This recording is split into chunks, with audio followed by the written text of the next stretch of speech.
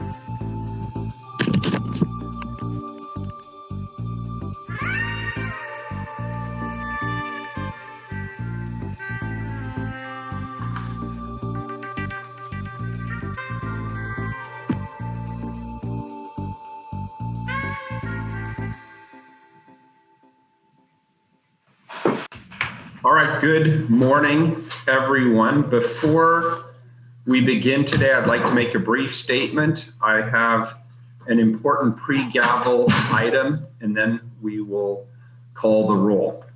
First of all, I want to begin by offering a brief statement on last night. I'm grateful to the people of Portland for the opportunity to serve a second term as your mayor.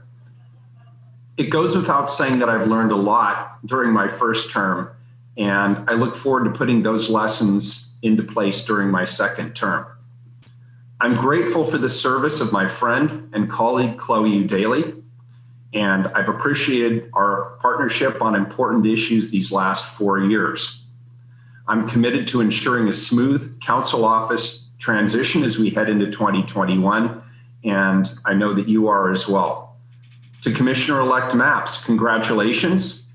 My colleagues and I look forward to welcoming you to the council in January. And to Commissioner-elect Rubio, who's also gearing up to take office in the new year, thank you for your engagement on so many issues so far. We're obviously all excited to serve with you as well in the coming year. I'd also like to congratulate the Parks Bureau, particularly Adina, Todd, and Sarah for their incredible work and their resounding victory last night on the Parks levy. I was very proud to be part of the majority on the council that referred that levy to the voters.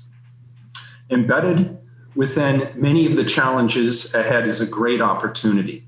My colleagues and I are committed to working together to make the most of these opportunities and to create a brighter future for all Portlanders.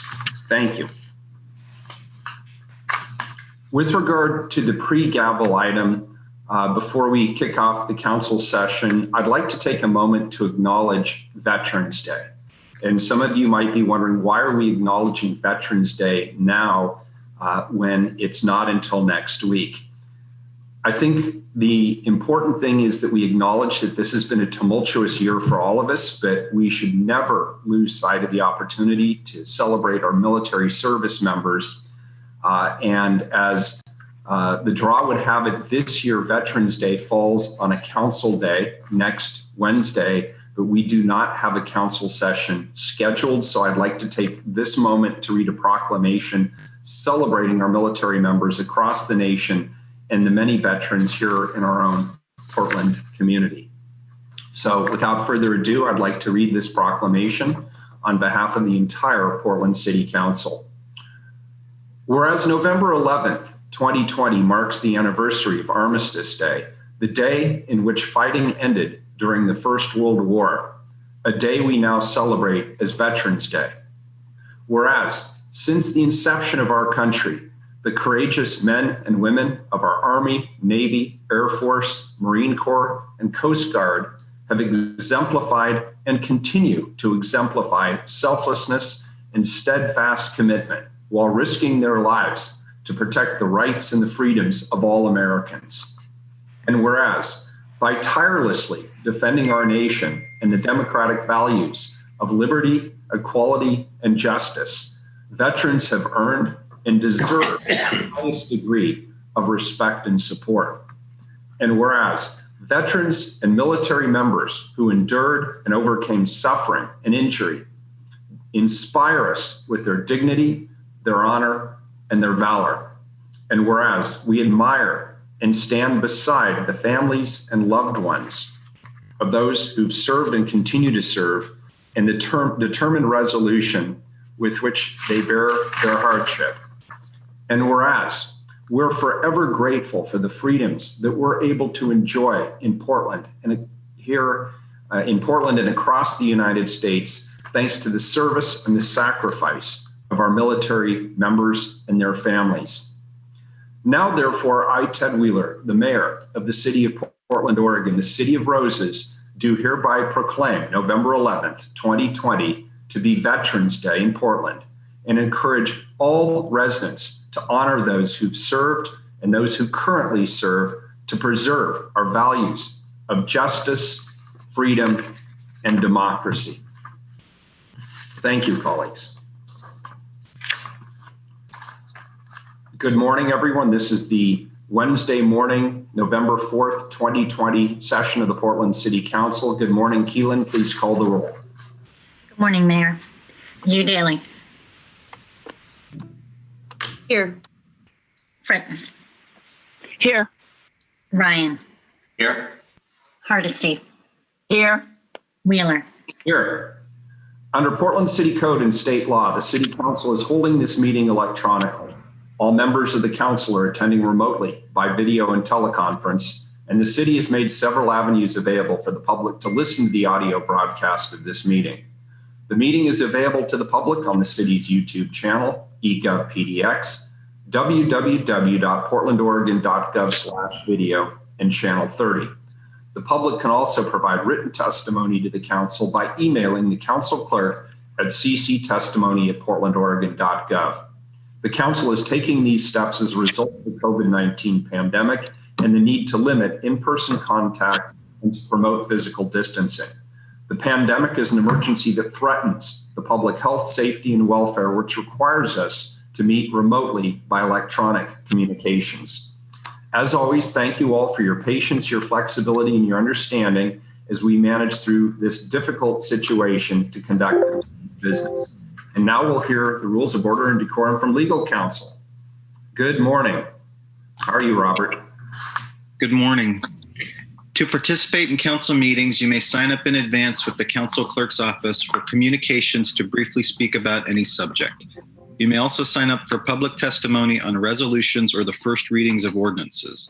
The published council agenda at portlandoregon.gov/auditor contains information about how and when you may sign up for testimony while the city council is holding electronic meetings.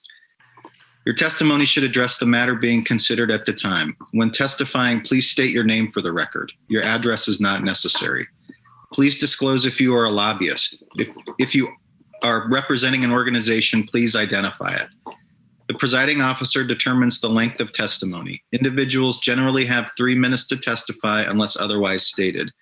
When your time is up, the presiding officer will ask you to conclude. Disruptive conduct such as shouting, refusing to conclude your testimony when your time is up, or interrupting others' testimony or council deliberations will not be allowed. If there are disruptions, a warning will be given that further disruption may result in the person being placed on hold or ejected for the remainder of the electronic meeting. Finally, please be aware that all council meetings are recorded. Thank you, Robert. And with that, we will move to communications. Item 867, please, Keelan. Request of Sue Gamel to address council regarding safety of residents at shelter-in-place villages.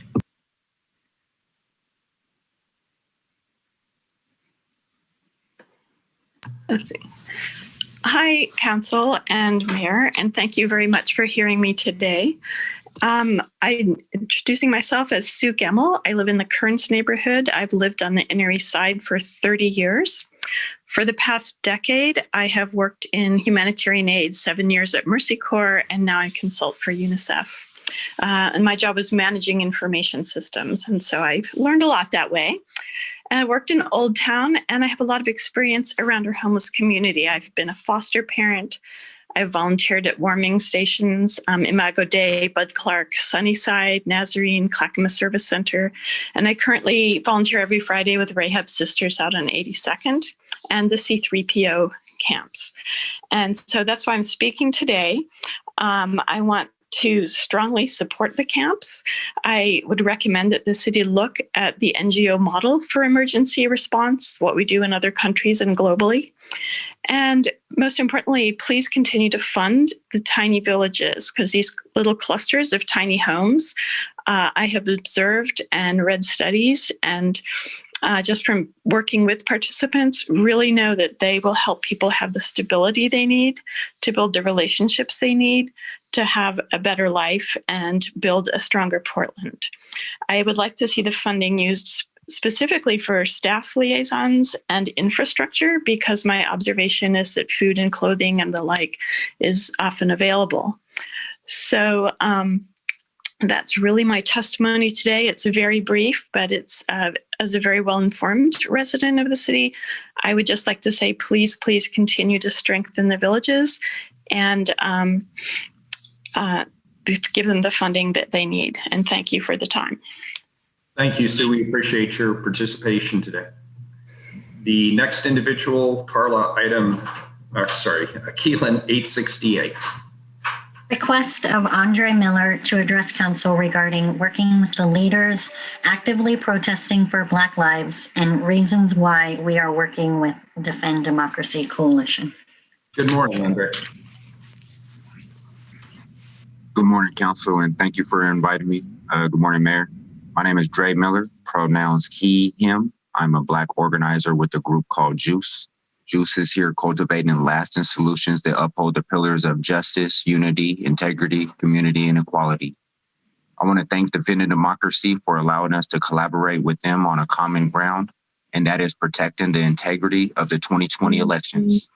As we have seen it played out across the country, whether that be the Proud Boys being told to stand by or armed militia and police attempting to disrupt the process through intimidation, this is not the time to shield ourselves from what is going on. We have a president that has declared victory last night and demanded the rest of our votes not get counted.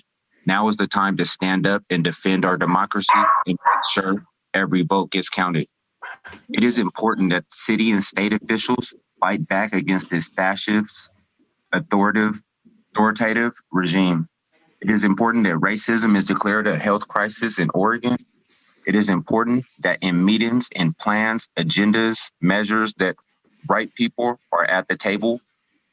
I've been in dozens of meetings, and that the first thing that I see when I'm in those meetings is none of those people are actively demanding the change in the streets. It is important that city and state officials meet with Black organizers and activists that are unifying in the city and state. It is important for city and state officials to involve these organizers in future meetings, as well as follow-ups in progress or stalls in the process for making Oregon a better place for Blacks. It is important that we defund the police and redistribute those funds into the Black community. It is important that we defund and redistribute of funds from Portland Police Department should be reallocated to marginalized students during the COVID-19 pandemic outside of school funds to ensure that the pandemic does not widen the gap.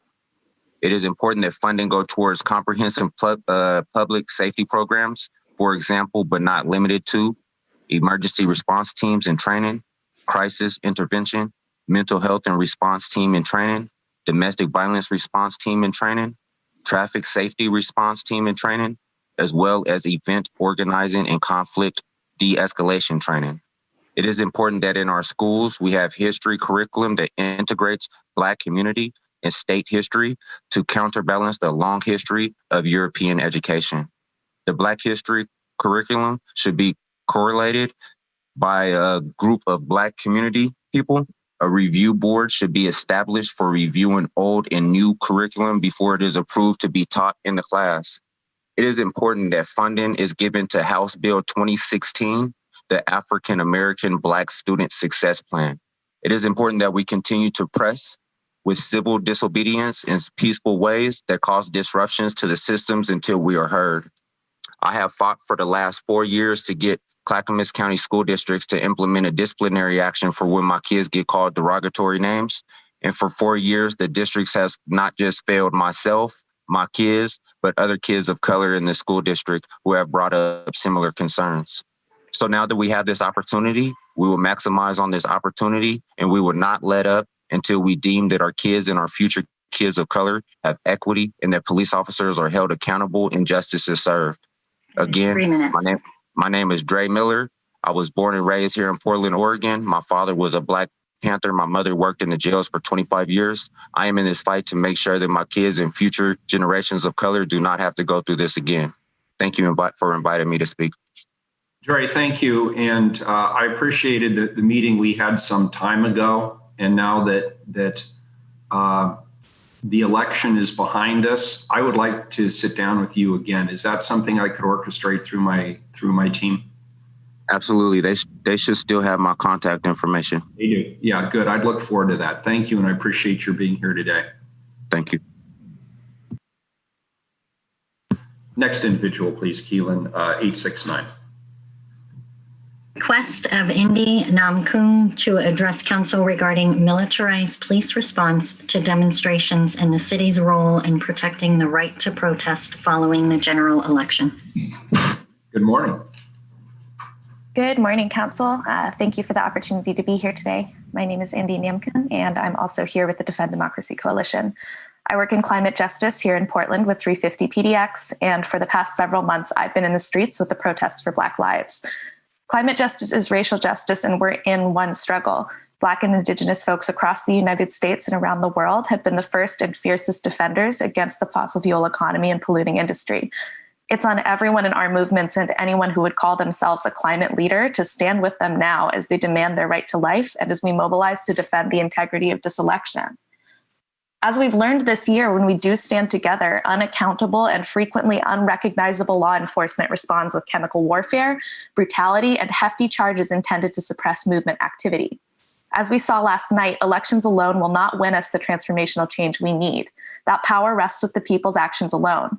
Your children's future, their safety from police violence, from white supremacy, from housing and job scarcity, from climate apocalypse, hinges on the ability of our movements to survive what's to come.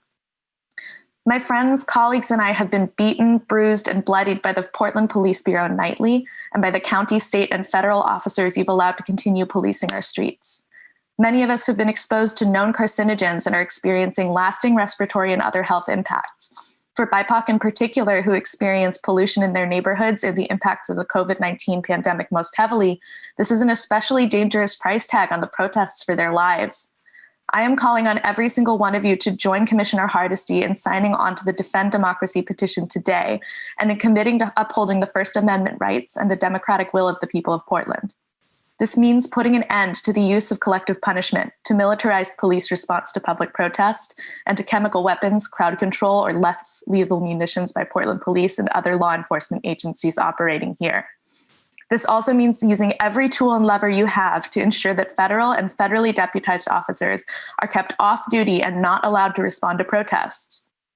The May 2020 election of our district attorney affirmed that Multnomah County voters want civil disobedience and their right to protest to be protected, not prosecuted. Now, as we are protecting the results of another election, it is more important than ever to honor that local mandate and protect your people. We are all at a crossroads in history now. You have a choice to make. Stand with the people of this city, mobilizing to defend our democratic institutions and to defend Black lives that have long been under attack by the police you oversee, or go down in the record as standing aside for fascism, violence, and repression. I'm asking every one of you to consider today, which side are you on? Thank you, Indy, for your perspective. Keelan, the next individual, please, 870. Request of Smitha Chadaga to address council regarding the need to defend our democracy on every level at this time in our history.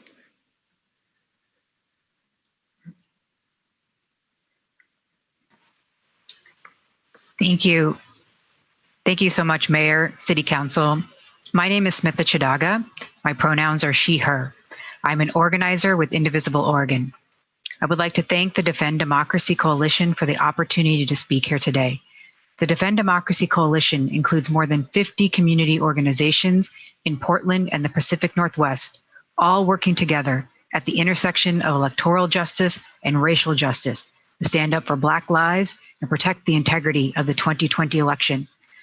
My co-speakers here have and will clearly explain why we are working together at this intersection of electoral justice and racial justice to stand up for Black lives and to protect the integrity of the 2020 election.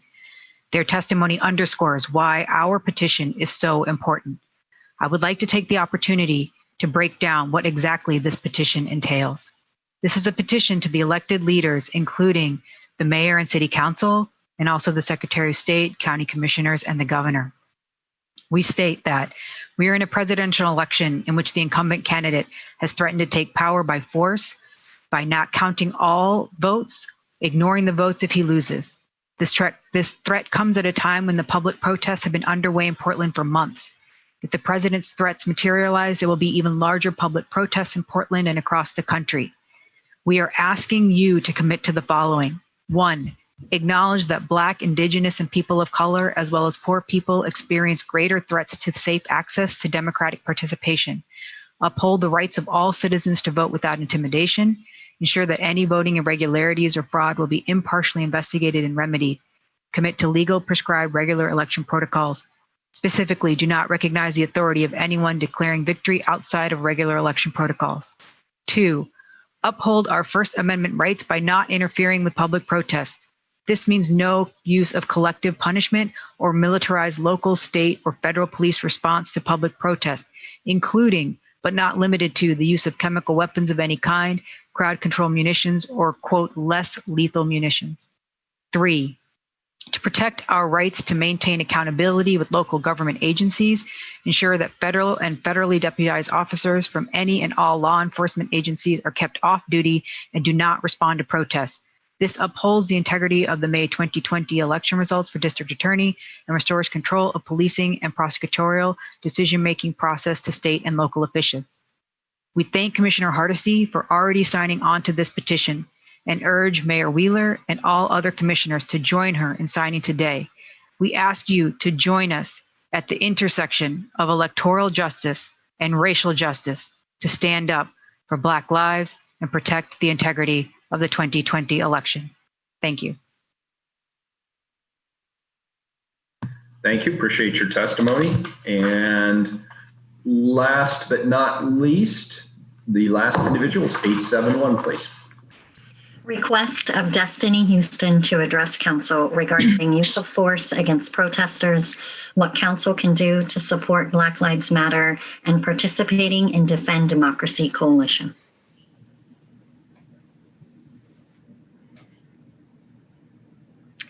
Good morning, commissioners. Can you hear me?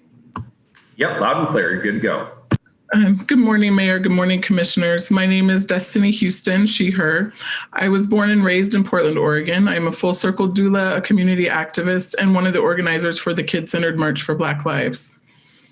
For the purposes of my testimony today, I am centering Black people in the city of Portland, Oregon. And I am asking that you, Mayor Wheeler, and each of you commissioners work to do the same in your daily lives, in the words you share in the media, with your friends and families, and when you are showing up as leaders of our city as you are today. What I want for myself and all Black people in the city is an immediate relief from the fear of being harassed, physically harmed, or killed by any Portland police officer. Mayor Wheeler, I do not understand why you are not naming Commissioner Hardesty the police commissioner. This one action would do so much for Black lives. The acknowledgement that a Black woman is ready, willing, and able to lead and create real changes in the way community members are policed in this city would speak volumes to Black people and to me personally. It would create change in the bodies of Black people. It would create change in the minds of Portland police officers. And I know Commissioner Hardesty would implement changes that police officers would eventually feel in their bodies as well, which directly impacts how they treat the people they are policing. In lieu of that, Mayor Wheeler, I want you to commit to preventing any deputized officers from working on the streets of Portland or showing up to protests. I want you to demand that police no longer use force, and that they actually do their job, which is to protect our rights to peacefully protest or stay off the streets. A few weeks ago, I was marching in downtown from 8 p.m. to 2 a.m. Not one police officer was present, and not surprisingly, there was no violence. It is the police that bring violence with them, not the peaceful protesters. You are the boss and you have so much power. Power is an interesting tool, however. It can be used to withhold rights, to withhold dignity, or it can be used to preserve rights and restore dignity. Power can be used to block someone from rising up to the challenge of our day, or it can be used to open the door to real change. It is time for you to use your power, Mayor Wheeler, in a restorative and transformative way. And I am not just saying this, I truly believe that naming Commissioner Hardesty as the police commissioner is one of the most powerful things you could do with your power. Complete and total abolition of the police and replacing them with community-led organizations is what the community truly needs. However, here we are with the system that we have. So immediate changes that could include, for instance, a similar campaign as Vision Zero, but centering no more Black people being killed by police in the city of Portland, no more armed traffic stops. It is time for Portland, that is the epicenter of these peaceful protests, that is the epicenter of fighting for Black lives, for our leadership to become the epicenter of what change is possible, to show the rest of the country that Black lives matter and how we can take immediate action by looking at who are in our prison systems. COVID is still rising in our city. It is still a threat to Black people, and taking a look at who are our prisoners that we could let out of jail, and not just let them out, but actually let them out with support. I'm referring now to demands that Juice presented and wrote, and they illustrate in their demands. That's 3 minutes. Yeah. Is that 3 minutes?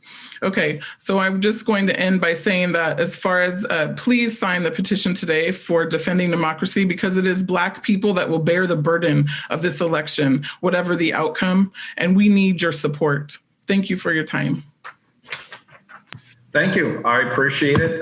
Thank you, all 5 of you. I appreciate your perspective. I agree with much of what you've said. I disagree, in all honesty, with some of it, but I always appreciate when people come here and make a clear case and provide us with good feedback and information. Where can people see the petition if they'd like to see it online?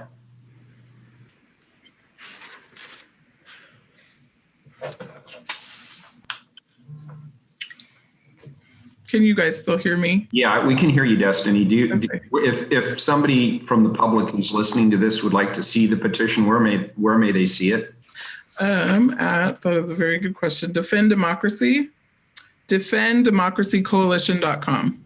Very good. Thank you. I appreciate your participation today, as well as all of your colleagues in the coalition. Thank you. Thank you so much. You bet. Keelan, next up is the consent agenda. Have any items been pulled off of the consent agenda? We've had no requests. Very good. Please call the roll on the consent agenda. Udaly, Aye. Fritz, Aye. Ryan, Aye. Hardesty, Aye. Wheeler. Aye. Consent agenda is adopted. And Keelan, I show our first time certain being item 872, but I don't see the time associated with it. Right, 9:45, Mayor. Very good. Then we're right on schedule. Let's go to item 872, please. Time certain item. Adopt code and administration rules for the Community Opportunities and Enhancements Program. Colleagues, this item adopts city code and administrative rules for the implementation of the Community Opportunities and Enhancement Program. In November of 2017, Council directed the Office of Management and Finance and the Office of Equity and Human Rights to develop the Community Opportunities and Enhancements Program, which would collect 1% of hard construction costs on each city public improvement construction contract to increase the equity and diversity of the workforce and contracting in the construction trades. You'll recall that this past January, we approved an intergovernmental agreement between the City of Portland and Prosper Portland, which authorized Prosper Portland and Work Systems, Inc. to move forward with program development and implementation to disperse the funds from the first 3 projects through phase 1 of the Community Opportunities and Enhancement Program, while the city continued to develop the administrative rules that are now before us today. We will hear more during the staff presentation about the investments in construction workforce development and business technical assistance that have been made in phase 1 of the program. The adoption of the city code language and administrative rules allows for the continuation of programming, including by detailing the processes for collection of the 1% hard construction costs from city infrastructure bureaus. There is one methodology for bureaus primarily funded by rates and fees, and a separate for bureaus that are funded primarily through the city's general fund. Colleagues, you will recall that this ordinance was paired with a request from the Office of Management and Finance for one-time general fund resources in the fall bump to cover the obligations of those general fund bureaus. That included Parks and PBOT, equivalent to 1% of the hard construction costs for the current year, and to increase the current appropriation level targets for those bureaus to cover the COEP fees in future years. After the presentation, I'd like to come back to that to propose a technical amendment to the administrative rules to align with what I've included in my proposed supplemental budget, which allocates the one-time funds to make the resources from Parks and PBOT projects available to the COEP program this fiscal year, but requires the bureaus to prioritize COEP fee costs within their base budgets in future years. I'll now turn it over to staff for presentation. Tom Reinhardt, the CAO, the Chief Administrative Officer, Dr. Markeisha Smith, who's the Director of Office of Equity and Human Rights, and Kimberly Branham, who's the Executive Director of Prosper Portland. They're all here to present and answer any questions you may have. Good morning, Tom Reinhardt. Welcome. Morning, Mayor. Morning, Council. For the record, Tom Reinhardt, Chief Administrative Officer. Good to be with you today. And thank you to all the staff that are also present. I know Morgan Masterman from Prosper is going to be driving our slides today, so thank you, Morgan. I'm very happy to be joined by my colleagues, Dr. Markeisha Smith and Director Branham. As the Mayor mentioned, we are happy and a little bit relieved, to be honest, to provide an update on phase 1 of the Community Opportunities Enhancements Program. And like the Mayor said, we're asking you to adopt city code and administrative rules. As I have been able to brief all of you, aside from Commissioner Ryan in his new role, when I first took the CAO position, I greatly underestimated the complexities of implementing what council passed in 2017. So I want to be on the record and say that it's taken us longer to get here than we wanted. The historical challenges around aligning all these programs and all these bureaus, issues with funding eligibility and other issues, it took us a lot longer, and we are happy to be here and have great hopes for this program now. As some of you know, the Office of Management and Finance initiated a grant application process in 2018, and I want to talk about that as part of the history before we go further. We received 39 grants in response to the application and began evaluating them. At that point, the mayor decided to temporarily halt the work and transfer the work to Prosper Portland, which makes a lot of sense from a business perspective. Since that, as the mayor mentioned, we worked on the intergovernmental agreement that you approved, and we are heartened by the expertise that's now being used through the Inclusive Business Resource Network and the partnership with Work Systems, Inc. I think it gives the program a much greater probability of success. Prosper Portland and Work Systems have already executed contracts, like the mayor mentioned, for Portland Building, Washington Park, and 10th and Yamhill for these phase 1 funds, and you'll hear more about that from Kimberly later. And we should be on slide 2 now. I'm sorry, Morgan, I'm having a hard time tracking. Okay, thanks, Morgan.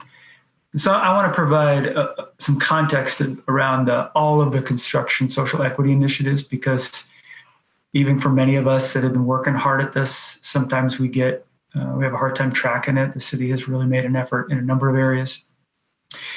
And particularly for Commissioner-elect Ryan and others that are newer to this, we wanted to provide this slide.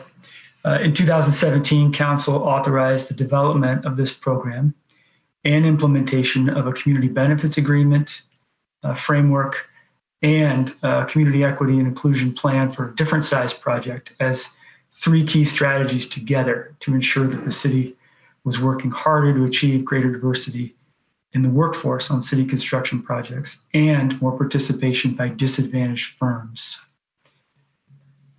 As you might recall, 2 weeks ago, you heard from the Bureau of Environmental Services about the Columbia Boulevard wastewater project, the first city project to have a community benefit agreement under this 2017 policy. You also heard about the equity in construction contracting audit, and we thank the auditor and her team again for that, and for the good work that Procurement Services has done to already implement many of those recommendations. And with regard to the COEP part of that, we're working with Prosper Portland to execute the auditor's recommendations.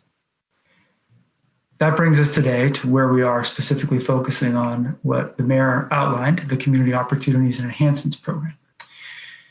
Later this fiscal year, you'll hear a report on the usage of the CEIP, as well as feedback and recommendations from the committee, Community Equity and Inclusion Committee, that's overseeing that part of the work. So there's a lot to track here. We're cognizant of that, and we are all looking at various ways through procurement services to upgrade and simplify our communication on this so that not just council and council staffs, but also bureaus and community members can understand all these efforts more easily in an integrated way. Okay, we should be on slide 3 now. Thank you, Morgan.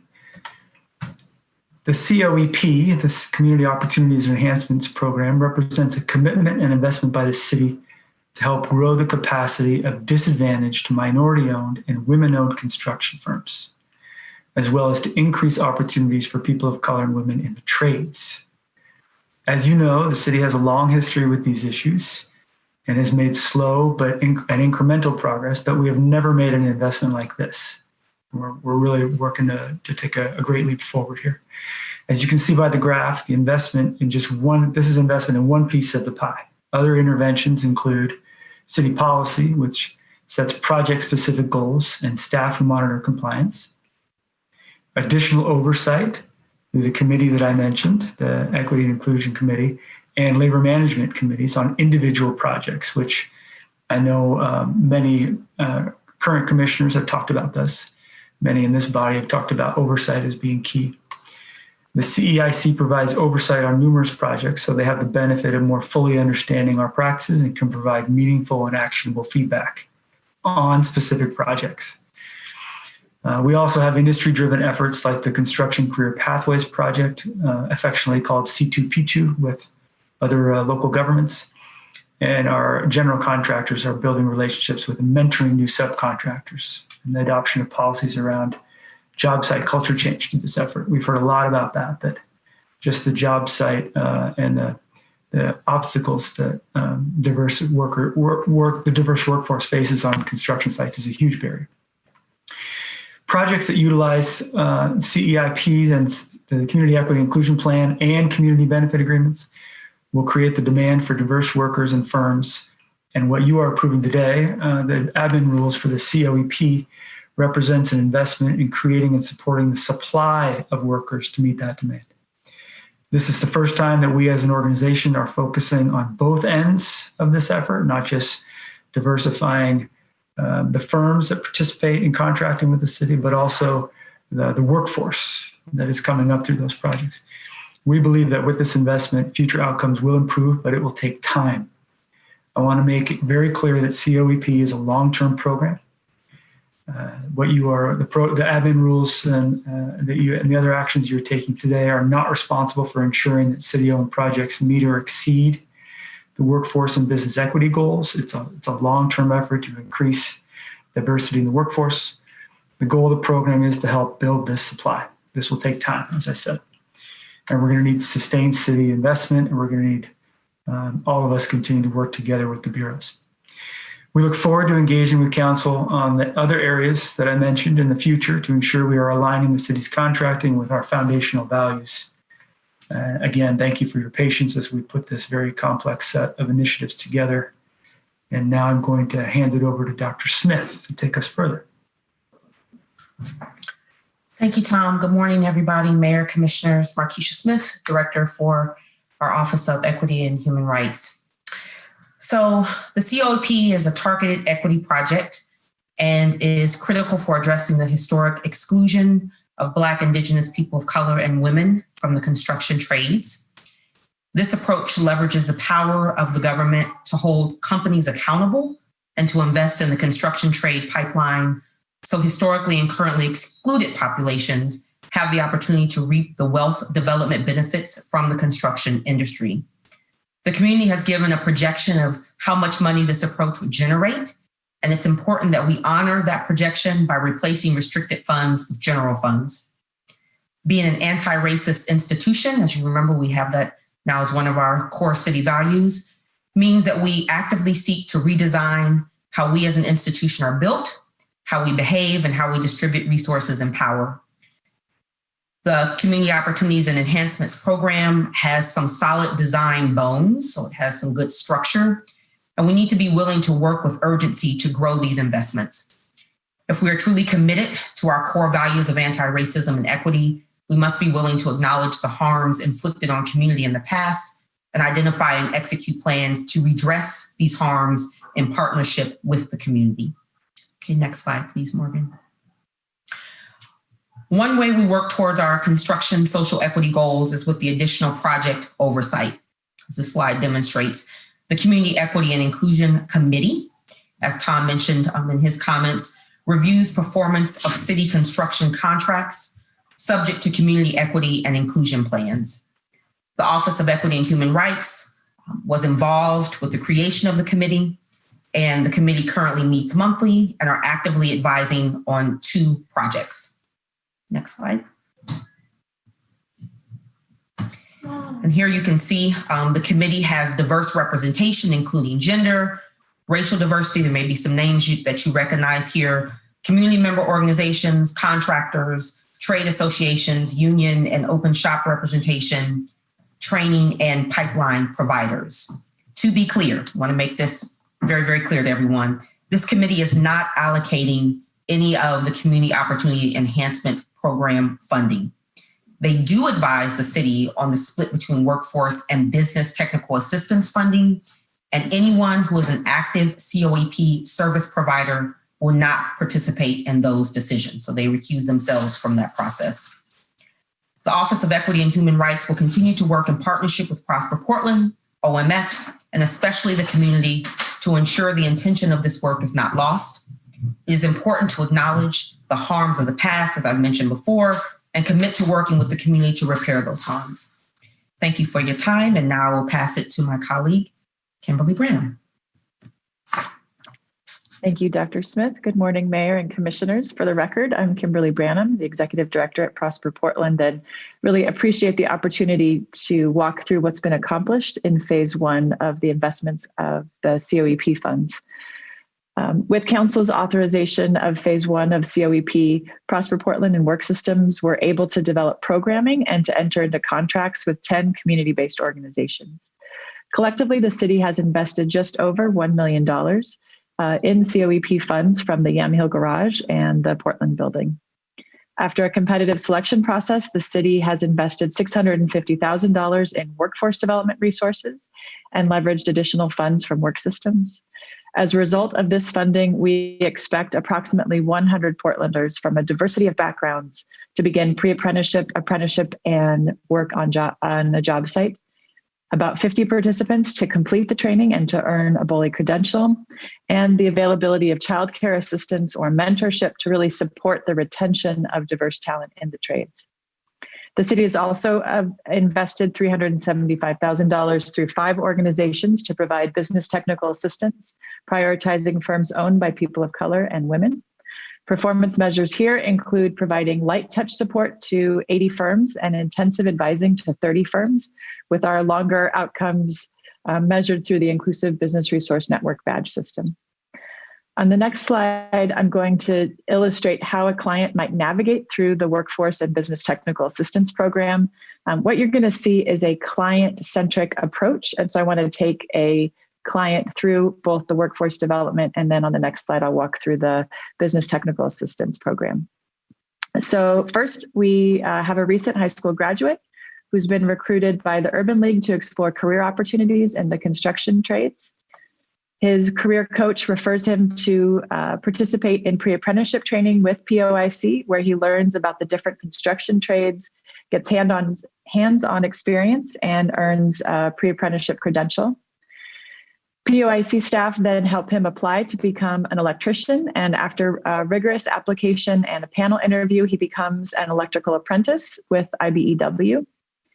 He's then dispatched to a job site to work as an electrical apprentice for 5 months before being dispatched to a different firm working on a different project. Unfortunately, due to unforeseen circumstances, a year after becoming an apprentice, he's forced to step into care for younger siblings, and the lack of childcare resources force him to consider dropping out of the apprenticeship program and leaving the trades altogether. But fortunately, he's referred to the Oregon Tradeswomen Consortium for Retention Services, and he's therefore connected to childcare support services that allow him to continue his apprenticeship training and earn his wages. So after serving as an apprentice with multiple firms over 4 years, he completes his apprenticeship classroom and on-the-job hours and becomes a journey-level electrician. With increased wages and transferable skills, he's able to support himself and his family long-term.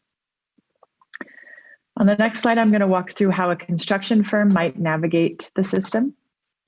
So we're going to start with a women-owned electrical firm that connects with Latino Built. Latino Built assesses the firm's needs, and together they develop a support plan.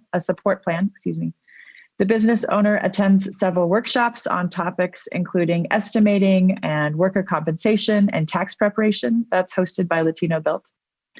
In line with that plan, the navigator refers the firm to the Lewis and Clark Small Business Legal Clinic to help review their contract templates and their partnership agreements.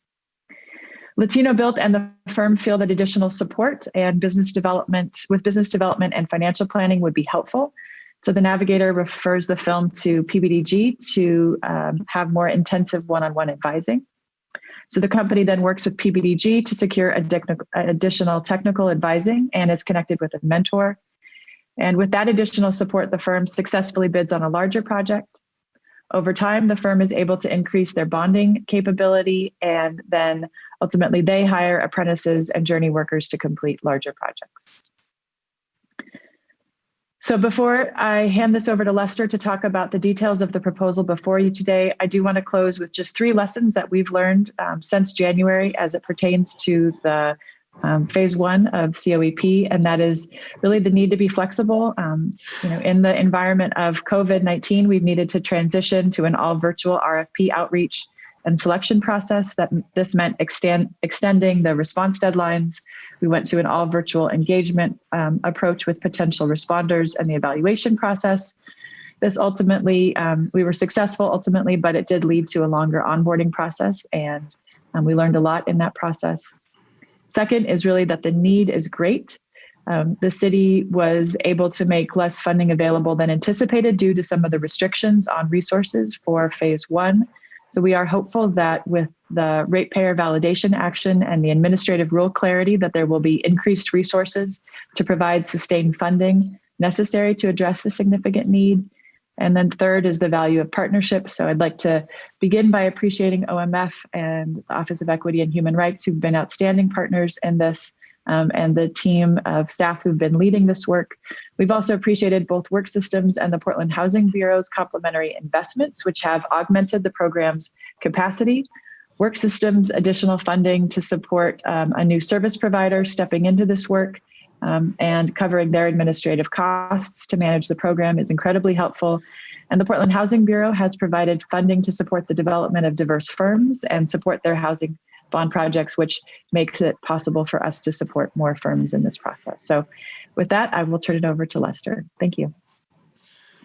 Thanks, Kimberly. Good morning, everyone. For the record, my name is Lester Spittler. I'm the city's Chief Procurement Officer. The action before you today is really fulfilling a promise that was made by Council in November 2017. There's a chapter of City Code that outlines the program as well as an accompanying administrative rule document. The code establishes roles and responsibilities and obligations for OMF and the Office of Equity and Human Rights and sets a framework for the administrative rules. The administrative rules go into detail about how OMF works with the city's infrastructure bureaus and the mechanism for OMF to collect monies from those bureaus to fund the program. We've established two methodologies. The first will be a 1% fee collected based on each construction contract executed by the Bureau of Environmental Services, the Water Bureau, and OMF facilities. The second will be an annual contribution from Parks and PBOT based on a historical analysis. This is due to the fact that those two bureaus have more restrictions on the sources of funds they use to pay for construction projects. The administrative rules in the city's IGA with Prosper Portland allocates the annual total COEP fees minus administrative costs as follows: 75% for workforce development and 25% for business technical assistance. The Community Equity and Inclusion Committee can recommend adjustments to this breakdown based on its assessment of where the needs exist relative to the demand on future city construction projects. And the breakdown for the expenditure areas can be changed by agreement between the Chief Administrative Officer and the Director of Office of Equity and Human Rights. Today's action to adopt city codes and administrative rules is a major step in confirming funding availability for the ongoing program. As the mayor mentioned, the fall bump proposes one-time general fund resources for Parks and PBOT COEP for this fiscal year, but requires them to find it in their annual budgets in the future fiscal years. Additionally, we are working closely with the City Attorney's Office on a validation with the court to determine eligibility of environmental services and water contributions.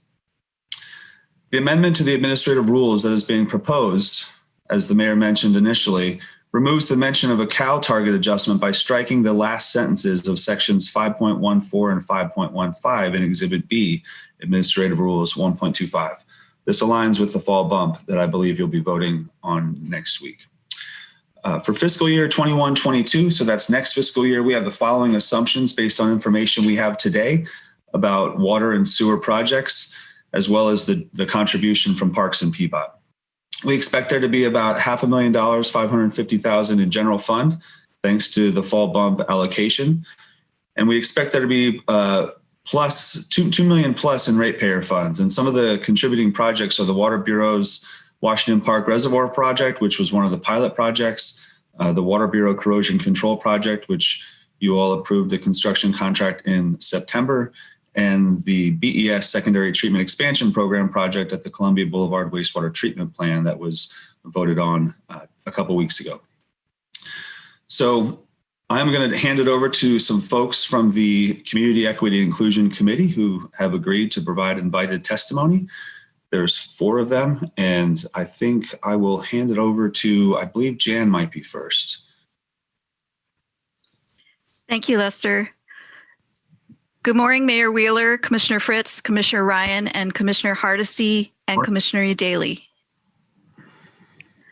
For the record, my name is Janice Mason. I am president of the Philippine American Chamber of Commerce of Oregon.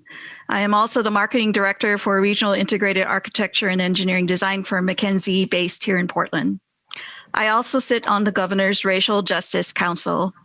I'm here today to give testimony supporting the adoption of code and administrative rules proposed in my role as a member of the Community Equity and Inclusion Committee. As we continue to witness the events of 2020 and hear the echoes of Portlanders decrying social injustice and economic inequities in government, programs like the COEP are vitally essential to lift our Native, Black, Indigenous, and people of color, and particularly the BIPOC community of construction professionals and tradespeople in our city. A game-changing policy like COEP, while well-intended, becomes only empty words without codifying the actions and activities necessary to redress barriers that prevent directly impacting the businesses and lives of the intended beneficiaries. Further, I ask that you reveal the depth of your dedicated commitment to ending racial disparities and authorize equity in the COP program and contracting, and which ultimately will enable economic empowerment and mobility by appropriating the funding for this program so that the budget ensures the original intent of the COP truly becomes a reality. Today, the outline with these administrative codes is crucial to moving initiatives and goals from a wish list to a method that laid the building blocks for the city to see successful outcomes. Now's the time to enact laws and commit the funding so that our communities thrive and prosper. Now's the time to reinforce these concrete solutions for economic stability and foster an inclusive economy that starts with equity rather than applied as an afterthought. Now more so than ever, we must enact so that Oregon's historically marginalized and underfunded programs for BIPOC communities are prioritized. I urge you, Mayor Wheeler and commissioners, to adopt these administrative rules so that procurement leadership and staff know that we are serious about the COEP outcomes. Thank you very much.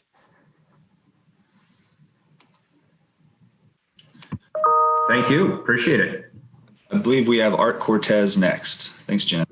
Morning, Art.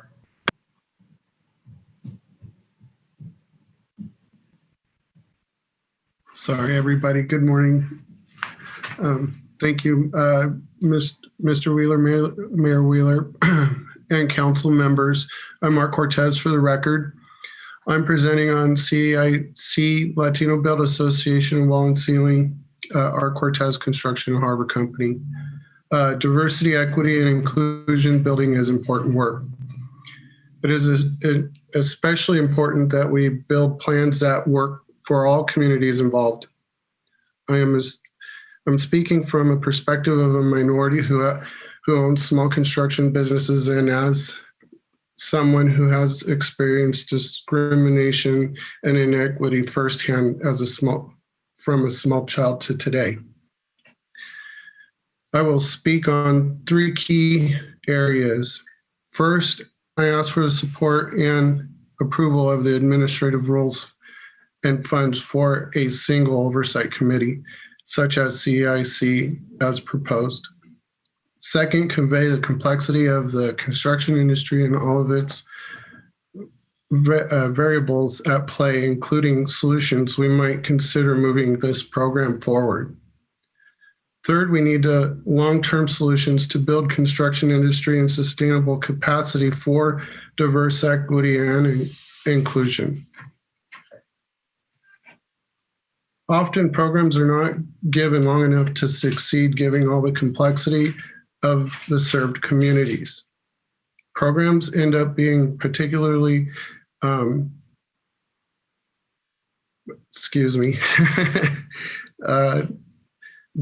not given the foundation for building a successful program due to the influence of the communities changing every day. Time is needed to build infrastructure to create the positive change. When programs are prematurely judged, they are considered ineffective, disruptive, and the process of what is being built. Programs need time to move forward, or we risk falling backwards. When working with general contractors, subcontractors are usually left out of the communication and unaware of changes aimed at building equity. Subs employ most of the people and are thus held responsible without resources. Smaller businesses acting as subs often do not have the ability to incorporate new workers, and if they do, it might create risk for them. It takes time, strategic effort, and a commitment to build diverse workforces. Programs need to assume a ready, skilled, and diverse workforce is at ready to draw from for projects. This is not true. In fact, nationally, we can see that despite multiple attempts, the percentage of minorities in the trade has shown little increase. Equity programs must have collaborative models and clear conduits for sharing information and working towards common outcomes. This implies apprenticeship programs communicating better with local communities. It also means recognizing large projects have extensive training and workforce requirements that meet changes on projects from day to day. When competing programs conflict their key outcomes and benchmarks, it makes it difficult for them to be successful. As an industry, we are fully aware of our flaws. Our culture is slow to modernize our thinking. We try to approach recruiting in a monolithic way, and we put career sets above long-term improvement. But we are getting better, and we are working in a positive direction. We're glad to note that some of the better strategies are being implemented today. For instance, we see an industry-wide emphasis by contractors and training centers on positive job site cultures. This includes new apprenticeship requirements and models for building diversity, equity, and inclusion, along with an industry-wide commitment to safe from hate pledges. This allows a zero tolerance of hate, discrimination, or harassment of any kind. In total, we see a huge trend towards developing behavior review models to correct inappropriate behaviors with positive results to train up an equitable workforce. In closing, I ask that you support the single oversight committee model as proposed. Thank you for your consideration. Thank you, Mark. We have Kenichi Oniagasi next. Hi, Kenichi. Hi, good morning, Mayor Wheeler, Commissioner Hardesty, Commissioner Fritz, Commissioner Udaley, and Commissioner Ryan. For the record, my name is Kenichi Onyagasi, and I'm the Executive Director of Professional Business Development Group, PBDG, a nonprofit association of certified firms, minority and women-owned firms in construction. I'm here today to give testimony supporting current procurement leadership and staff and the co-op code and administrative rules proposed in my role as an appointed member of the Community Equity and Inclusion Committee, CAIC, and one of the technical assistant providers under the Community Opportunities and Enhancements Program, COEP. Before I proceed, I want to uplift and applaud the city's current procurement staff, OMF, PHB, and Prosper Portland staff, particularly John Cardenas and Morgan Masterman, for their work in promoting equity in construction and the co-op respectively. They have worked very hard to get us to this point. In addition, I want to really celebrate Lester Speitler today. When the city discovered some of the bureaus, like Transportation and Parks, had restrictions on their capital infrastructure project, Lester pushed and is spearheading this effort to ensure that the community does not miss out on those funds and that we replace the restricted funds with general funds. The reason why this is important is we will always have restrictions, and we just need to come up with reasons why we can move around those restrictions. But through Lester's leadership, we're here today to propose a solution that I think will be amenable. We went through a competitive process and emerged as one of the technical assistance providers, providing long-term technical assistance to firms. Through a unique partnership between the city, nonprofit organization with grassroots outreach, the business community and construction community, we are serving businesses owned by people of color and women in this program. As you heard earlier, PBDG is one of the technical assistance providers, and we have leveraged the funds we received through the COEP to serve 15 businesses long-term. 93% of these businesses are owned by people of color, and 46% are owned by women. Through this technical assistance program, we have identified 3 businesses that are owned by people of color who are interested in becoming general contractors, and have matched them up with mentors who will mentor them on what that particular growth in their business looks like. All 15 businesses that we serve have been matched with mentors in the construction industry, prime contractors who will help them get to that next level. But for these particular 3 businesses, at the end of the day, they get to decide if they want to become general contractors. And with the limited amount of BIPOC-owned general contractors in our city, this is a big deal. It's never been done before in any agency or bureau in the state of Oregon. And this intentional growth plan for businesses to consider growing from subcontractors to general contractors in an environment that supports them and helps them to learn about the risk before taking on that risk is transformational. The 1% is a significant investment that the city of Portland has made for the first time in helping build pipeline for pre-apprenticeship programs and providing targeted support and technical assistance for businesses. It's a great start, but there are issues. We need the proverbial pie to be bigger. The need far outweighs the available resource. We turn down so many businesses who are in need of our services simply because we do not have the financial capacity to serve the businesses that come to us. Nonprofit technical assistance providers like ourselves are forced to scrap and fight for funds because it's so limited. This needs to change. I urge you, Mayor Wheeler and commissioners, to put words into action today to support the grassroots work that's happening and to support the efforts that we're all leading today for people of color and women-owned firms in construction. We need resources to water this work so that our communities of color can thrive and flourish together. Thank you. Thank you so much, Kenichi. Thanks, Kenichi. And last but not least, Connie Ashbrook. Good morning, Connie. Thank you, Lester. Can everybody hear me? Yep, you sound good, Connie. Great. Well, good morning, Mayor and Commissioners. Thank you so much for your service to the city.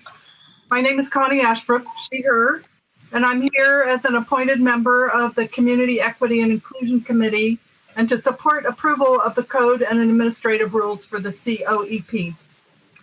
Many of you know me from my 21 years as Director of Oregon Tradeswomen, now retired.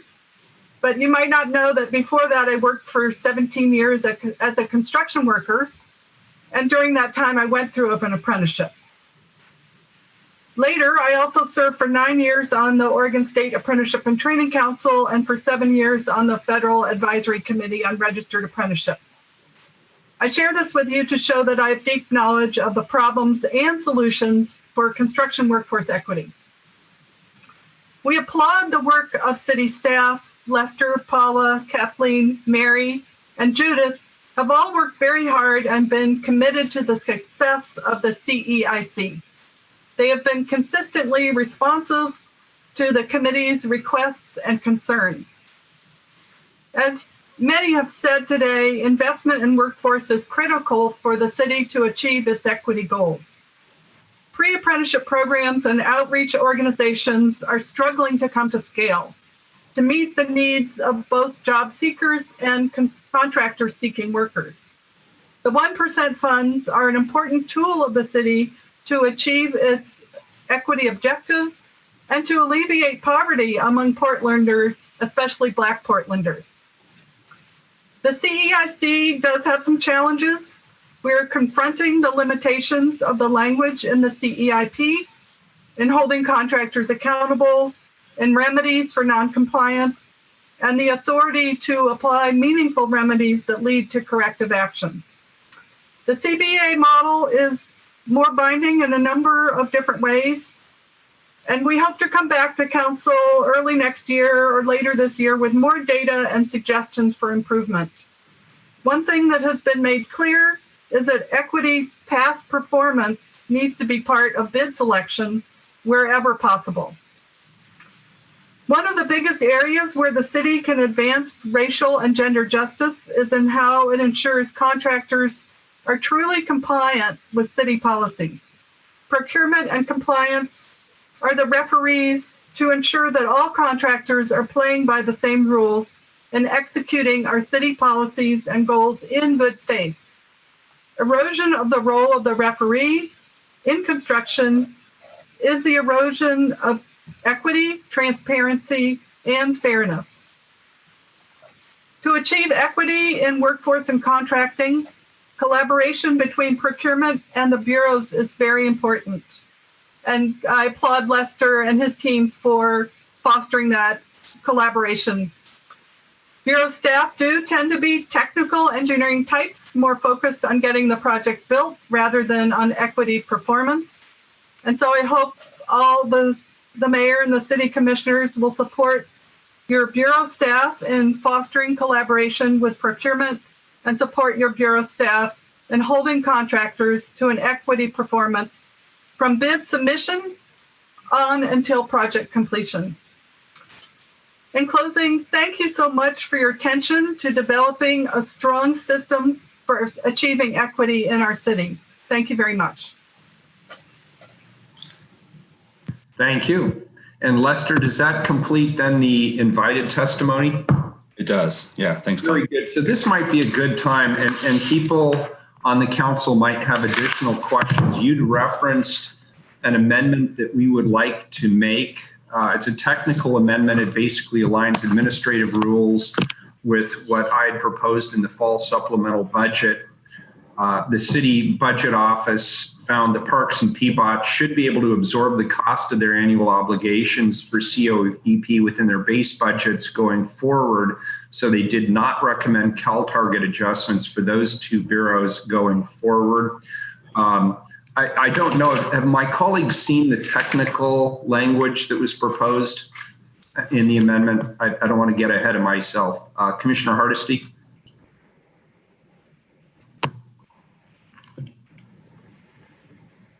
Thank you, Mayor. I do have a couple of questions, especially around maybe Lester or Tom can answer this question. It sounds like we are committing the general fund to fully fund the CEOP based on what the fact that some of the smaller bureaus cannot absorb the cut. Did I understand that correctly? So for this year, the fiscal year that we're in, 2021, we did ask the general fund to contribute for Parks and PBOT. And as the mayor said, the city budget office believes that those two bureaus can pick up their fee in their annual budgets going forward. So this is the only fiscal year that the general fund will be paying a portion of the COEP annual fee. Thank you, Lester, for that clarification. Appreciate it. That was my question. Thank you. So Mayor Wheeler, I don't believe your colleagues have seen the actual amendment language. I have it in front of me. Let me just read it. It's probably, okay. It's tedious, colleagues. I apologize. This is technical. So the amendment strikes the last section, the amendment strikes the last sentences of section 5.1.4 and 5.1.5 in Exhibit B, Administrative Rule 1.25 as follows. I'm sorry, it doesn't get any more exciting than that so far. 5.1.4, the fixed rate methodology sets the COEP fee in the first full fiscal year of the program for bureaus as 1% of the original contract value of historic public improvement contracts as defined in Exhibit 1. Then it strikes all of the next sentence, which was for the general fund component of these COEP fees, the city budget office will establish a current appropriation level CAL target funded by the general fund discretionary revenue following the council's adoption of the COEP administrative rules. That sentence goes away.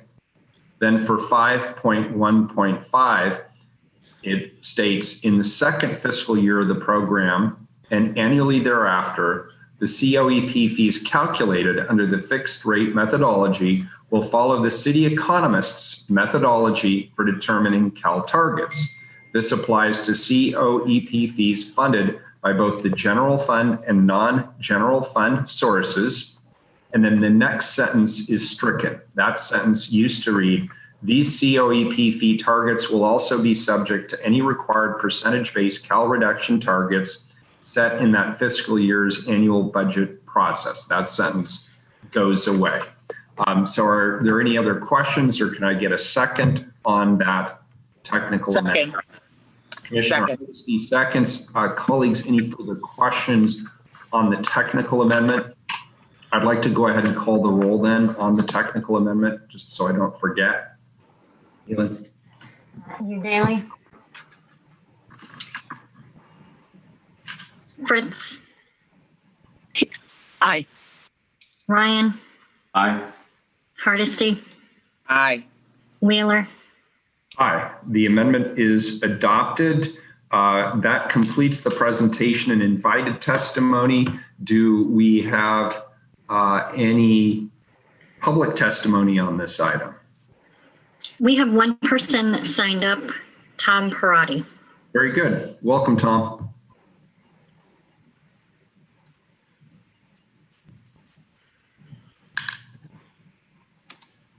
Good morning. Good morning.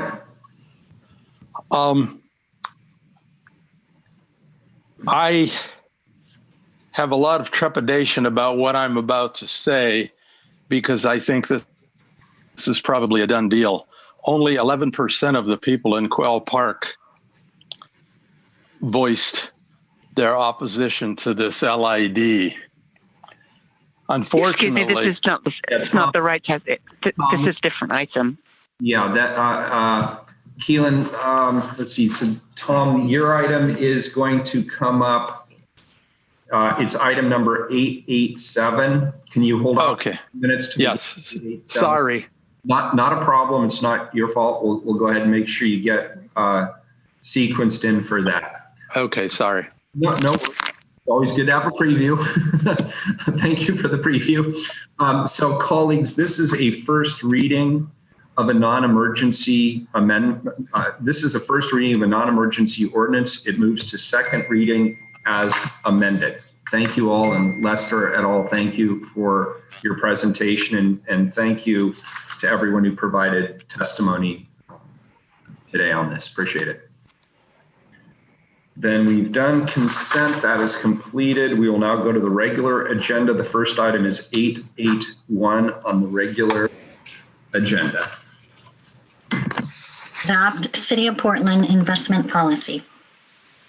Colleagues, this investment policy sets forth current criteria for the operation of the City of Portland's investment activities. This is an administrative action taken to facilitate an annual review of the city's investment policy. This policy applies to the investments of all funds on deposit at the City of Portland's Treasurer's Office, as well as all trust funds for which the city has investment responsibility. The investment policy outlines the framework and criteria for managing the city's investment program. There are no changes to the existing policy. Our treasurer, Bridget O'Callahan, is here to present. Welcome, Bridget. Good morning. Good morning, Mayor and Commissioners. Thank you for having me today. For the record, my name is Bridget O'Callahan, and I am honored to be the city's treasurer.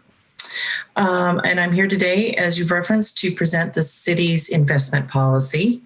Oregon law pertaining to the investment of public funds requires that the city adopt the investment policy at least annually. So that's what we're trying to accomplish today. The investment policy, as the mayor said, outlines the framework and criteria for managing the city's investment program. The city's investment policy describes that framework, the criteria for investing the city's cash assets. The city's policy is written in accordance with Oregon law, ORS 294.135, and again is brought to council on an annual basis for adoption. The city's investment objectives are pretty straightforward. First, to preserve the principal of the funds that we're managing, to ensure liquidity, and then to earn a market rate of return. The investment earnings make a significant contribution to the city's budget and to the programs and services that the bureaus provide. The investment earnings net of an admin fee to cover Treasury's operating costs are all distributed to the bureaus. In fiscal year 1920, Treasury earned $43.5 million. And fiscal year to date, September 30th, Treasury has earned $6.4 million. As the mayor referenced, there are no changes to the investment policy since it was approved last December. The City of Portland's policy is actually a little more restrictive than state law requires. We have chosen not to include corporate issuers involved with certain industries such as fossil fuels, financial services, the retail sale of firearms. Our policy also does allow for the purchase of very highly rated corporate securities. Corporate securities provide some diversification in our portfolio and an opportunity to earn additional yield in the portfolio over other alternative types of investments. In the interest of transparency, the Treasury Division has posted the city's investment portfolio online since 2013. These month-end line-by-line portfolio reports can be found at www.portlandoregon.gov/VRFS. And if you click on the button that says review where the city's money is invested, you will see that information there. Treasury will continue to use our professional expertise and discretion to make the investment decisions on behalf of the city. With that, I thank you, and I'd be happy to answer any questions. Very good. Colleagues, any questions at this particular moment for Bridget? That was a good presentation. Keelan, do we have any public testimony on this resolution? No, no one has signed up. All right, this is a resolution. Please call the roll. Fritz. Aye, sorry. Ryan. Aye. Hardesty. Aye. Wheeler. Aye. The resolution is adopted. Thank you, Bridget, for your hard work on this. Thanks to your team. Thank you very much. Next item, 882, please. Assess properties for sidewalk, curb, and/or driveway repair for the Portland Bureau of Transportation. Colleagues, this is a routine internal city business process to assess property owners for sidewalk repair charges. In this legislation, there are a total of 106 properties and $184,295.30 to be assessed. We are joined by Sherry Mattias, Lee Munson, and Jim Coriel, who have a presentation for us. Welcome. Thanks for being here. Thank you. Good morning, Mayor and Commissioners. Can you hear me okay? Yep, you sound good. Great. For the record, I'm Sherry Mattias from the Revenue Division, and with me today is Lee Munson from PBOT. This ordinance is for sidewalk repair on property that is required by the city. Any remonstrances have been removed from this assessment and are not in this ordinance. Thank you.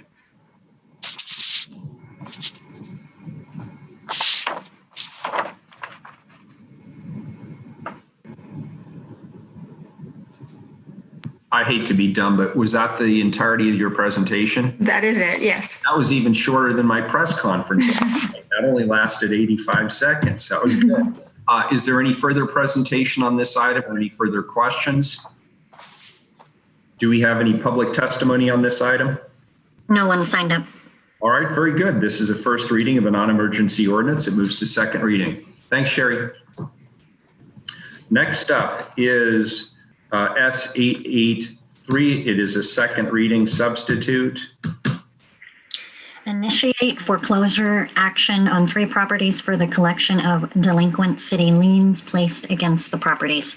Colleagues, this is a second reading of a substitute ordinance. We heard a presentation. There was opportunity for public testimony. Is there further discussion of this item?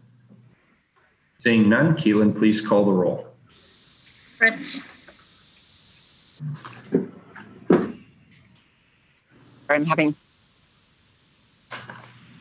having difficulty with my mute button. Sorry about that. Aye. Ryan. Aye. Hardesty. Aye. Wheeler. Aye. The ordinance is adopted. 884, please.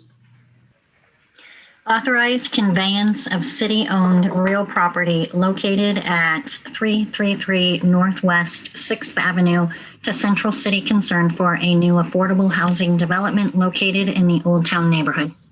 I am pleased to see another Portland housing bond project is seeking approvals for city council action.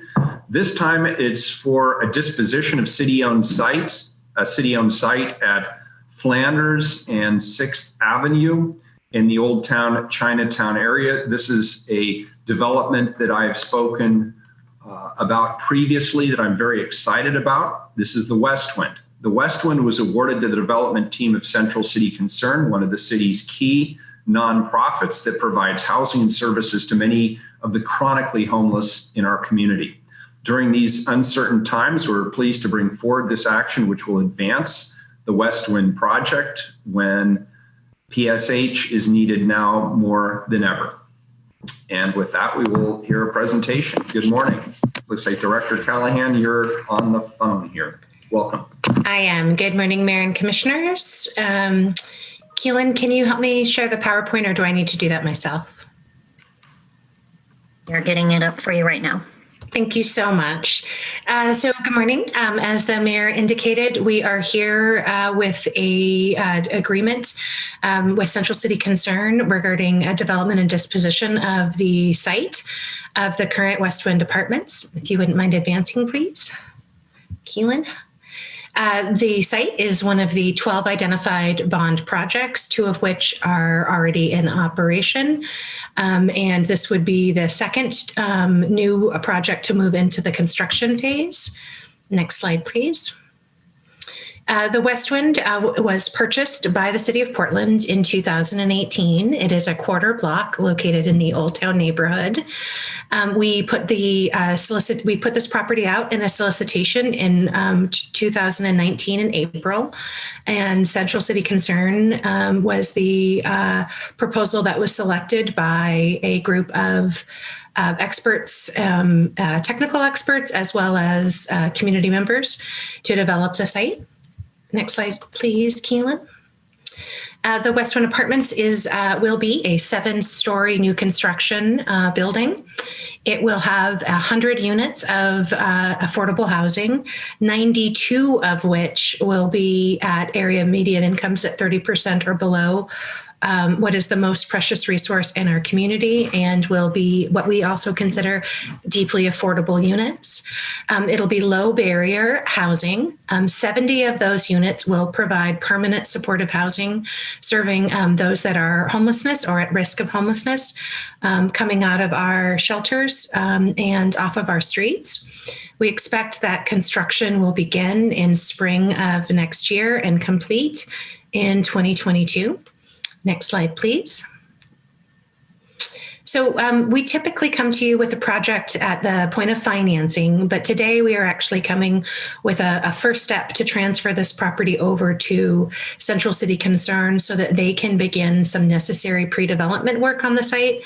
Currently, the building is ready to be demolished, but before we do that to build 100 new units, we need to address some issues with a shared wall on the neighboring site. And Central City Concern has agreed to do that, as well as the demolition, to make sure that the integrity of the neighboring buildings are protected as we move forward with redevelopment. Next slide, please, Kaylin. So that actually concludes the presentation. I believe we have Mary Rain O'Meara on the line in case you have any questions. But with this action, you would allow us to convey the site to Central City Concern so that we can begin the development process. Thank you for your consideration this morning. And that concludes my presentation. Yeah, thank you very much, Director Callahan. Excellent presentation. Colleagues, any questions at this point? I'm not seeing any. Keelan, do we have any public testimony on this item? No one signed up. All right, this is an emergency ordinance. Please call the roll. Fritz. Aye. Ryan. Thank you, Director Callahan. That was an excellent presentation. I'm so excited that 92% of the units are under 30%. That is highly affordable, and I'm delighted that we have such a great partner in Central City Concern. Aye. Hardesty. Aye. Miller. I'm sorry, was that for me? I couldn't hear that. Oh, sorry, yeah. I vote aye. This is, I think, one of the most important investments we have made or will be making soon from the Portland Housing Bond. It's one thing to tell people that we're bringing them inside and that we have an opportunity to provide shelter to deserving people in the community. It's something even more amazing. You can say we can bring some of the most chronically homeless on our streets, off the sidewalks, and not only bring them inside into a great setting, but also connect them directly with the services they need to be successful in that housing and restore the possibilities of their lives. And so this project, perhaps more than just about anything else that we've done with regard to the housing bond, really truly excites me. And I want to thank you, Director Callahan. I think this is a great vision. It's rethinking what SRO housing looks like. It's bringing it to the 21st century. And I really appreciate the work you and your team have put into this. I'm really proud to vote aye, and the ordinance is adopted.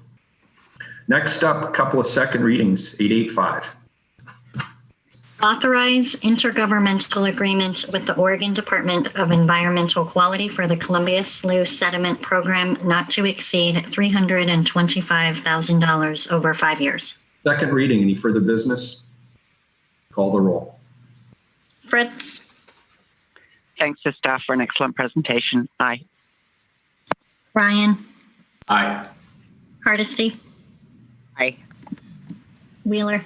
Yeah, I agree. Great presentation. I learned a lot. It was very thorough. Happy to support it. I vote aye. The ordinance is adopted. 886, also a second reading. Authorize competitive bid solicitation and contract with the lowest responsive and responsible bidder for the construction of the Gabriel Park Play Area Improvements Project. Any further discussion on this item? It's a second reading. Call the roll. Fritz. Oh gosh, I'm so happy to vote for this. Thanks to the Portland voters for passing the parks levy, meaning that we'll be able to maintain our parks so much better. This is new construction, largely with system development charges, and it's going to be a fully accessible playground in the fourth area of the city that needs one. We still need one out in Southeast, but this will be the fourth one, and I'm very much appreciate the staff's work on it. Aye. Ryan. Yes, Portland is famous for its parks, and I'm very grateful for the opportunity to vote in favor of increasing accessibility at Gabriel Park so it can be enjoyed by everyone. I sure look forward to the siting and the development of a park in Southeast Portland. I vote aye. Hardesty. Aye. Wheeler. I want to thank the Parks Bureau and everybody who worked so hard on visualizing what this park could be. It's really amazing. The presentation last week was fantastic. And as Commissioner Ryan indicated, the accessibility component is front and center on this park, but it's obviously going to be very, very well received throughout the community. It's just great design, excellent planning, excellent placement, great execution, and I'm very proud to support it. I vote aye. The ordinance is adopted. 887, Water Bureau. Create a local improvement district to construct water main improvements in the Southwest Quail Post Road Local Improvement District. Commissioner Fritz. Thank you, Mayor. Colleagues, we last saw this item on December 30th of this year when we adopted Resolution 37509, declaring the intent to initiate local improvement district formation proceedings and establishing the name of the local improvement district, as was just read. Since this time, staff have continued to work with members of the neighborhood, with the Homeowners Association, as well as the Homeowners Association Board, to provide information, listen, and answer technical questions. And my office has received emails and phone calls regarding the proposed formation of the LID. Some of the communication has been against the LID formation. I've certainly appreciated hearing and reading thoughtful comments about the timing and also the need to understand the technical aspects of water delivery, and to anticipate, since we heard a little bit from somebody who's going to speak, it's not a done deal. When you bring things to council, there's no point in having a public hearing. So it doesn't matter what the public says if when they show up. It's a question of should we do this, and so we'll be hearing from staff about what the work that they've been doing. We do have a high level of requests from the Homeowners Association members to take over management of the system. It's a system that's approaching 50 years old, a system that when it fails could cause significant disruption of water, and one that would create environmental harm to nearby aquatic environments, because getting chlorinated water into the stream that's close by would be devastating to the Trine Creek system. The most compelling communication we've had is the desire to transfer maintenance and management of a private system from the volunteer Quail Park Board to a public work system like the Water Bureau. And this is the first of two hearings, and the second will be next week. And so I'll now hand it over to Andrew Abbey, the Portland Bureau of Transportation Local Improvement District Administrator. Thank you very much, Commissioner Fritz. For the record, I'm Andrew Abbey. I am the city's Local Improvement District Administrator. I wanted to summarize for council the remonstrance level that is summarized in Exhibit F, and the details of which are included in Exhibit G.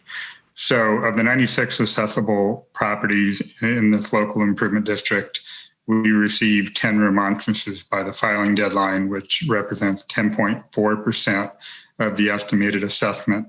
And according to city charter, of 9.7% of the total area of the LID and 9.7% of the accessible area of the LID and 5.8% of the total area of the LID. So all of those metrics are well below the 60% threshold specified in city charter. So council retains the jurisdiction to make a decision next week whether to form or not form this LID at the second reading. We did not receive any remonstrances from 86 of the 96 property owners in the LID. My approximate tally of written testimony of the 17 items of testimony were submitted by property owners, of which approximately 14 were in favor and approximately 3 of which were in opposition to the LID. I wanted to highlight 2 changes that have been made since September 30th. We have spelled out a process by which this LID would be closed out earlier than 2039. We don't expect that to occur, but should that occur, that the adjustment to the assessments have been spelled out in the LID formation ordinance. And also just responding to concerns from Commissioner Hardesty at the resolution hearing on September 30th, we have also included a directive that the commissioner in charge of the Water Bureau be updated periodically on the status of the project. So with that, I'm happy to answer any questions that council might have. Otherwise, I think we can turn it over to the property owners for testimony. Thank you. Thank you very much. And Andrew, does that complete the full presentation, or do you have any other invited testimony? We do have a presentation. It's virtually the same as the presentation we ran back in September. So in the interest of council's time, I wasn't going to run it. But if you have questions after hearing the property owner testimony, we can certainly run it. Mayor Wheeler. Okay, why don't we do this? Colleagues, does anybody have any questions right now before we go to the public testimony?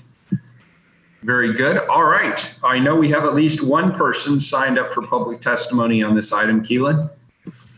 Yes, we have 4 people signed up. The first is Tom Parati. All right, Tom, now is the time. Welcome. Thanks for your patience. Yeah. I oppose this project for a few reasons. One, it was set up as an opt-out, which I think skews the voting or the low percentage of people opposed to this project. I don't think that many of the 96 homeowners voiced any opinion on this. And the Quail Park Association board did not make any effort to get any sort of a referendum from the people involved, the people that live in the park. That's unfortunate, especially since 60% or better was needed to oppose this project. Because it was board initiated, or Commissioner Fritz initiated, I think that the opt-out vote sort of skewed the deck from the very beginning. Another reason is I would like to have seen alternatives. This turned out to be an all or nothing project presented to the commission, to the council. And it's unfortunate that there weren't other options, like another main line on Huber Street and keeping the current existing line as a backup. That was not considered at all. And as a result of this enormous change, the homeowners are looking at $45,000 lien in 2039. A third reason is the risk assessment was done in the park, and 4 holes were drilled, and there was one potentially problem area. Why not fix that? The park has been taking care of their own water system here for many years. There's over 5,000 feet of pipe in the park. And my concern is that we've just rushed to get through this LID. So I would ask that this vote be postponed to consider other options. And those are some of my comments. Thank you. Thank you, Tom. Appreciate it. And thanks for your patience on that. Very good. Sorry. Go ahead. Yeah, next up we have Sean Cox. Good morning, Sean. Good morning, Mayor Wheeler. I wanted to, for the record, it's Sean Cox, pronouns he, him. I have lived in Quail Park for the last 7 years. I'm a lifelong Portlander and a proud recipient back in long time ago of the Lowenstein Trust Award, which was one of the last times I had the opportunity to be in council chambers. So virtual council chambers today. I want to thank you, Commissioner Fritz, for your leadership in helping our neighborhood avoid collapse of our water system. We need you to help us save ourselves. For the last 47 years, we've had an all-volunteer group of very well-meaning, well-intended individuals have responsibility for a major piece of infrastructure that none of us in the neighborhood have the technical understanding to manage and maintain. Quail Park is a lovely neighborhood. It is a community full of caring, thoughtful, generous people. We look out for one another and we're quick to lend a hand. The homeowners association has always been all volunteer and has been well suited for maintaining our architecture review procedures and ensuring we maintain our forested landscape. But we've never had the expertise to effectively manage our water system. For a little bit of geography, the main water line runs underneath the creek that feeds to Tryon. That runs right behind my house, up a hill. So if there were to be a failure at the main intersection, as Commissioner Fritz said, we would have untold numbers of millions of gallons pumping into Tryon Creek, eroding the hillside and destroying that ecosystem. It hasn't been a problem yet. It hasn't broken yet, but it is at risk of failure. What we've learned since this process was initiated is that shortcuts were made when our system was built 47 years ago. Some of those shortcuts led to the failing of many of the service lines to our homes, which precipitated a replacement in the 90s. That replacement included a number of shortcuts. We don't have enough fire hydrants in our neighborhood. And because of the half measures that were taken in the original development, it's unclear if our current system has the capacity to adequately respond to a fire emergency throughout the neighborhood. If the main line were to break that runs under the creek, we have no backup. We have no other connection. And simply putting a Band-Aid on this system is an option that has some significant risks. For some additional context on our history here, a leaky fire hydrant was flooding a neighbor's home for months. It was discovered not to be a quote unquote new spring that had popped up, but in fact a leak. It caused damage to her home, and because of our lay management, we didn't have the response necessary. And thankfully, the Water Bureau was able to come help repair that. The Portland Water Bureau's request that we add a backflow valve was the canary in our coal mine. None of us had the acumen to manage this bit of infrastructure in our neighborhood. Okay. We do not have the financial resources to do this, but thankfully the LID proposal provides safeguards for immediate costs that could cripple financially our most at-risk residents in our community.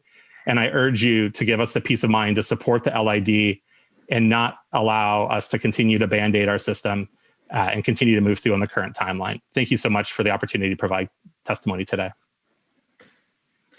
Thank you, Sean. We appreciate it. Next up, we have Shalene Scholl. Welcome. Hello, thank you. Yes, my name is Micheline Scholl, and thank you so much for your time today.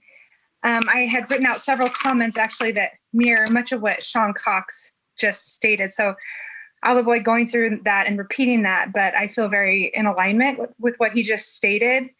I do want to restate that we've been so fortunate to have so many members in our neighborhood work very hard and diligently to take care of the forests and be really thoughtful about how they care for our community. However, we haven't really taken the lengths to take care of planning for the infrastructure and the eventual maintenance that it was going to require. I've been living in Quail Park for 12 years. And when I first moved in, our HOA fees were just $115, which at the time felt like a really good deal. Most of that was actually just our water bill. And so a lot of people in the park were interested in raising HOA dues to create a savings for the inevitability of needing to maintain some of our infrastructure.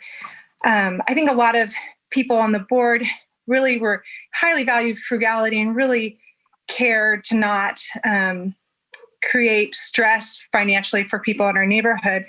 However, this has also created a cost of lack of preparation for our community, and we just don't have the financial savings that would require us to deal with the potential emergency situations as Sean has presented here earlier.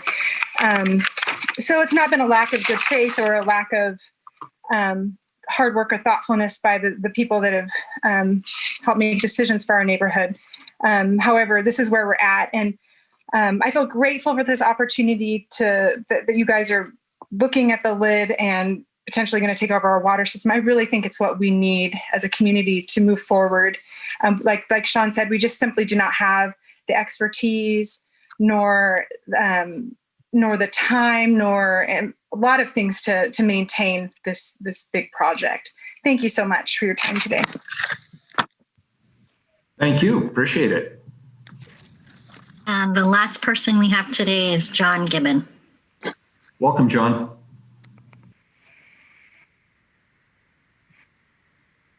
Good morning, Mayor. Congratulations. My name is John Gibbon. I've lived in Quail Park for 25 years now. Been involved with matters related to the City of Portland Water Bureau since 1976. I appreciate my, maybe I've kept my involvement in those issues more under the hat than I should have. I feel like I do have a pretty good handle on this. I've made recommendations to my neighborhood to deal with the homeowners' infrastructure system. I also am a retired attorney that worked in the homeowners association industry for most of my 40-year career. And I will tell you, in 1996, when we paid off our first repairs to our water system, I recommended to my fellow owners at that time that we set aside the $30 a month that we'd been paying as a special assessment for that water system in a reserve fund, so we would have resources to pay for the problems we are now facing. And I was a new guy in the neighborhood, and everybody looked at me and said, yeah, well, that's nice, but we don't do things that way around here. I guess I'd also say that the leaks we had in 2016 and 17 eliminated or reduced by about 90% the operating reserve that we had diligently built up. My neighbors did put money in immediately after that, as soon as we knew about the backflow device, and began to save money to build the best backflow device that we thought we could. Unfortunately, and I should compliment the contractor, Mike Davis from Power Plumbing, he identified a spot where everybody agrees downhill from the connection, where everybody agrees would be the best place to put in a backflow device to protect the system. Unfortunately, the work that the city did in evaluating that request showed that we had a compromised connection uphill from it, and would have required would have had to be passed over by heavy equipment to get down to put in the backflow device we were talking about on the existing line. So we're faced with having to go back and meet the standards that we were required to meet when Quail Park was created in the 1970s, which was to connect our water system from Huber Street through to Lancaster. We've examined several options for that. The city has decided that they should take the project over and complete that connection. And I support this. I can answer any questions if the council has any. Very good. Thank you for your testimony. Colleagues, any further questions or follow-up before I move this to second reading? Seeing none, this is the first reading of a non-emergency ordinance. The second reading. Thank you all who testified. We appreciate it. And last but not least this morning, 888, also a second reading. Amend Trees and Development Situations Code to remove zone exemptions from tree preservation and tree density, and amend regulations for preservation of private trees. Commissioner Fritz. Thank you, Mayor. This is a second reading. However, I would like to propose an amendment because staff has been able to do some additional work and propose something which I think you are going to want to hear. At least I hope so. So as we know that we are subject to statewide Goal 9 regarding the IH heavy industrial land, and for private property in the buildable land inventory, an economic analysis was conducted to determine if removing exemptions to tree preservation and tree planting would impact development feasibility. And it concluded that yes, it would. But in contrast, development on city-owned properties is not subject to the same financial feasibility analysis as private development. And affected city bureaus that own or manage IH property have all confirmed that they can accommodate potential additional costs related to tree preservation and tree planting requirements. So I am proposing an amendment to eliminate this exemption for city-owned properties. Portland Parks and Recreation, Bureau of Environmental Services, Portland Bureau of Transportation, the Water Bureau, and the Fire Bureau all manage properties zoned IH and are supportive of this amendment. And it would result in 150 acres of currently exempt property being subject to the Title 11 tree preservation and density requirements. Particularly grateful to Todd Lofgren and Nick Desai for their hard work in moving this amendment forward over the last few weeks. We were sorry we couldn't bring it over the finish line last week, but we have not. It's not done till it's done. So, and this amendment was circulated to your offices and by email yesterday. And so I move to amend Exhibit A, which is the Title 11 code, to add the words private trees to code section 11.50.050B1C, so that it reads the exemption private trees on portions of site located within an IH zone. Second. We have a motion from Commissioner Fritz, a second from Commissioner Hardesty. Is there any further discussion? Lindley looks like she has a comment. Greetings, welcome, and good morning. Good morning, and I'm sorry to interrupt. Commissioner, it's my understanding that there are 2 locations in the code where the addition of private trees needs to be added, and I just want to, if I'm wrong about that, fine, but I want to make sure that it's also added to 11.50.040B1 if that is your intent. I thought that's what I thank you for sending the amendments this morning. I thought that was the section that I just said. So I will clarify for the record. It's my understanding that the language private trees would be added to both 11.50.040B1 and 11.50.050B1C. So in 040 and in 050. So moved. Thank you, Lindley. And Commissioner Hardesty, I assume your second is still good in that case? That is correct. All right, good. And did you have another comment, Commissioner? You've got your... No, I have a question. And my question is really around, are we creating challenges for other governments when we put in the language that just says private? How is it going to impact our other governmental partners? I can address, excellent question. I can address that since yes, I'm on the call. The definition of private trees is specific, or private trees excludes everything. I mean, it includes trees that are not on city-owned or city-managed properties. So city trees are trees that are on city-owned or managed. Private trees are everything else. So it should not affect other government properties. And I'm sorry I said that so inartfully. I hope that answered the question.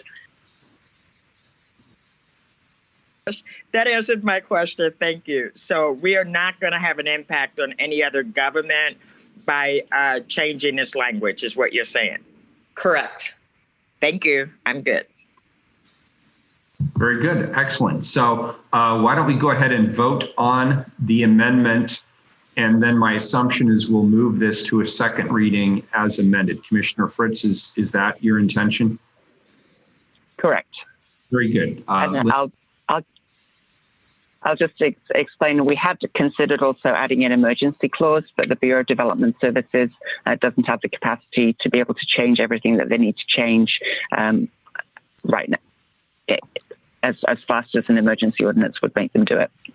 Great. Okay, and this will only delay us a little bit, so I think it's worth it.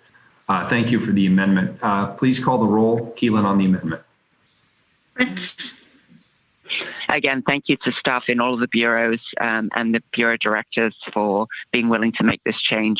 We, the city government, need to hold ourselves to the highest standards, and this further demonstrates our commitment to protect trees to the extent that we're allowed to. Aye.